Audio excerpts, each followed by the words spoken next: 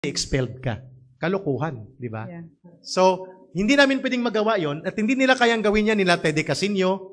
Ilang beses mo na siyang na-challenge, ma'am eh. Yeah. Nila Zarate, Yeah. nila Gaite, nila Brosas, Castro, and the rest.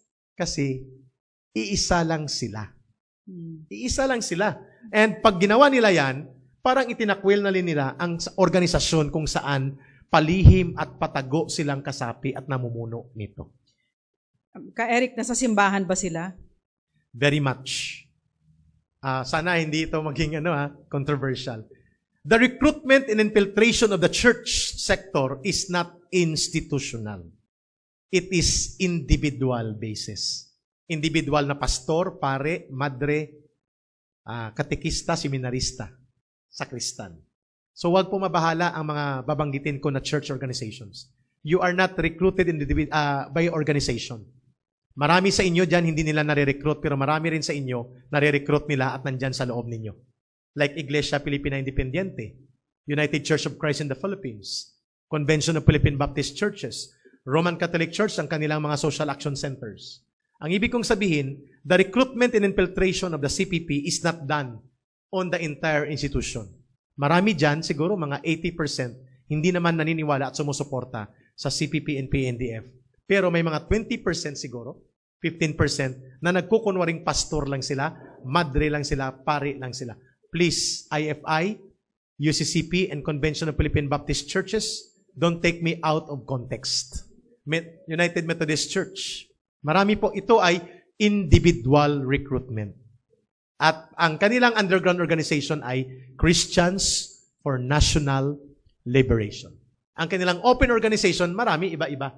Pero ang naalalaman lang namin is PCPR, Promotion of Church People's Response. Again, the leadership of IFI, UCCP, Convention of Philippine Baptist Churches, NCCP, don't get me wrong.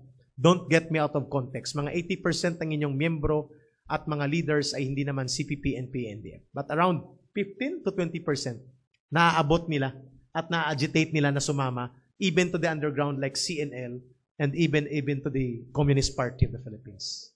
Yung sa Mindanao, they have the so-called Rural Missionaries of the Philippines. Yeah, RMP. Ito ay ginagamit nila para sa pagkuha ng pondo. Kasi ang NGO work will become palatable to the people kapag may payong ng simbahan o ng human rights. That's the purpose. Again, IFI, UCCP, and Convention of Philippine Baptist Churches and NCCP, don't get me wrong. The recruitment and infiltration in your institution is individual. At ang nagre-recruit dyan ay paisa-isa. Patago. They are also members of the church. They are also members of the church. Yes. I have another question.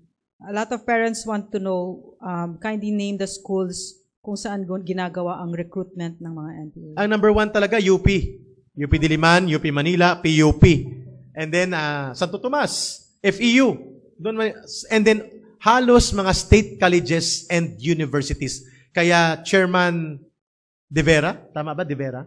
Yeah. And DepEd Secretary Briones, ma'am, sir, ma'am, kami na po mismo nagsasabi, exercise the power of your department to prevent recruitment.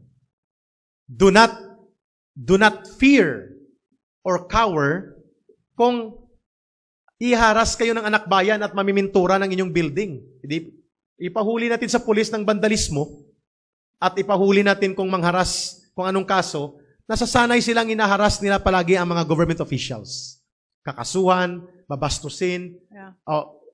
I call on Chairman De Vera, I call on Secretary Briones, be strong please to prevent recruitment in schools. 90% ng mga kadre ng CPP and PNDF nanggagaling sa schools. Kaya kami lumalabas. Kaya kami nagre-risgo ng buhay namin. Because of that. Lahat kami doon nanggaling halos. Na nandito ngayon. At iba pa, nagaling sa Mindanao, Visayas, na hindi makapunta dito ngayon. Okay. Eric, how do you explain somebody like Sister John Manansan?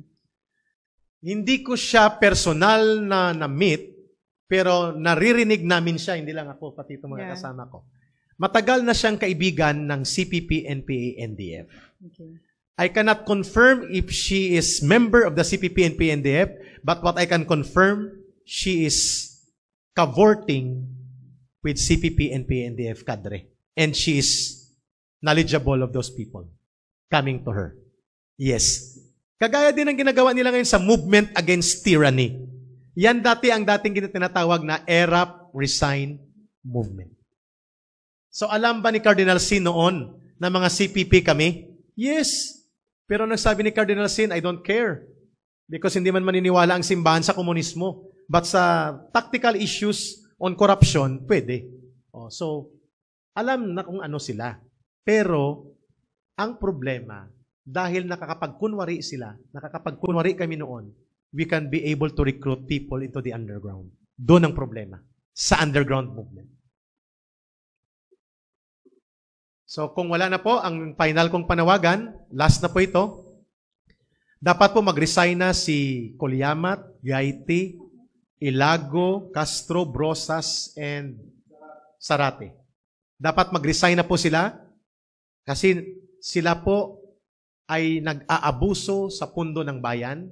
Hindi po ito nagagamit para sa pagpapaunlad ng bayan, but instead nagagamit nila sa pag-promote ng agenda ng CPP, NPA, NDF. Kung hindi sila magre-resign at paninindigan nila na hindi sila CPP, NPA, NDF, then go back to our challenge. Hindi ko po ito challenge ito ng buong mamamayang Pilipino worldwide, pati dito sa bayan natin. Then you condemn and reject CPP, NPA, NDF for all their crimes, terrorism, and for all the bloodshed and destruction that they brought to our nation. And pledge your loyalty to the institution of government, your loyalty to the constitution of the government because you are in Congress, and pledge your loyalty to support all efforts of the government pertaining to bringing peace and security and ending the local communist armed conflict. If you cannot do that, then matik na. Alam na kung ano kayo.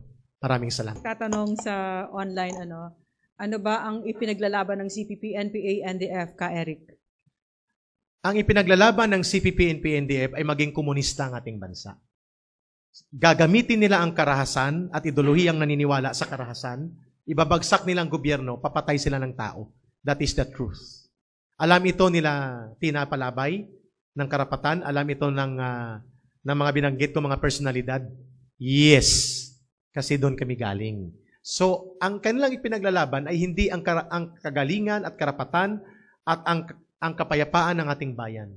Ang kanilang ipinaglalaban ang ideolohiyang itinakwil at ibinasura na yung ideolohiyang Marxismo, Leninismo at Maoismo. Sige nga, if you're not fighting for Marxism, Leninism and Maoism, say it to the public that you are debunking and junking and calling on the people not to believe in Marxism, Leninism and Maoism kasi ito ay nagbubunga ng pagpatay, karahasan, pagwasak ng ating bayan at patungo tayo sa walang katapusang madugo na mga labanan. Sige nga, gawin nyo yan. Including pag-debunk at pag-reject at pag-condemn sa CPP, NPA, NDF. These things will be, tapos ito lahat.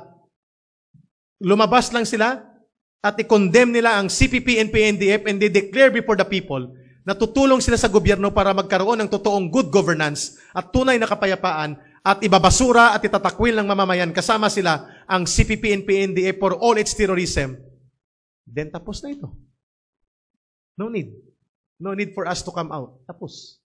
Pwede mong ipaliwanag na kung bakit sila hindi naguguluhan sa mga batang namatay, hindi sila nakokonsensya.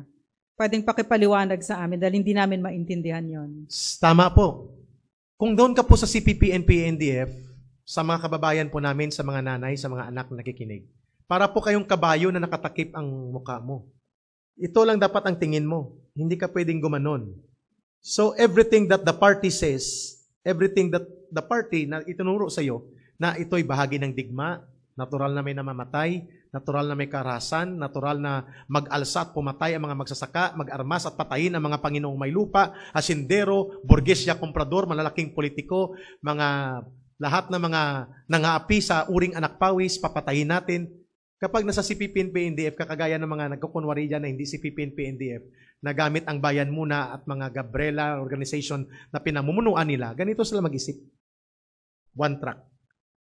So, natatanggap nila ang karahasan. Natatanggap nila ang kamatayan, natatanggap nilang may nasisira na kabataan, may nawawasak na pamilya. That is the reason. Okay, so, bakit hindi nila ikondena ang CPP, NPA, NDF? Mga sinungaling naman sila. Ba't hindi Yes. sila magsinungaling? They cannot lie to themselves. They can only lie to the people because they are CPP, NPA, NDF. It is easy for you to condemn and do these things kasi wala na kami doon eh. Pero nang nandun kami, takot na takot kami. Madi-DA kami, mapapatay kami. Hindi lang, ang DA is not Department of Agriculture. That is the disciplinary action. DA, disciplinary action yan. At pwede kang maitiwalag. Kaya sabi nilang biruan sa loob ng CPP and PNDF, wala pang pinatay ang CPP and PNDF na kasapi namin. Tama. Kasi bago ka patayin, ititiwalag ka. Meaning, hindi ka na member ng pinatay ka. Kasi expelled ka. Kalokohan, di ba? Yeah. So, hindi namin pwedeng magawa yon at hindi nila kayang gawin yan nila Tede Casino. Ilang beses mo na siyang na-challenge, ma'am eh. Yeah. Nila Zarate, nila Gaite, nila Brosas, Castro, and the rest. Kasi, iisa lang sila.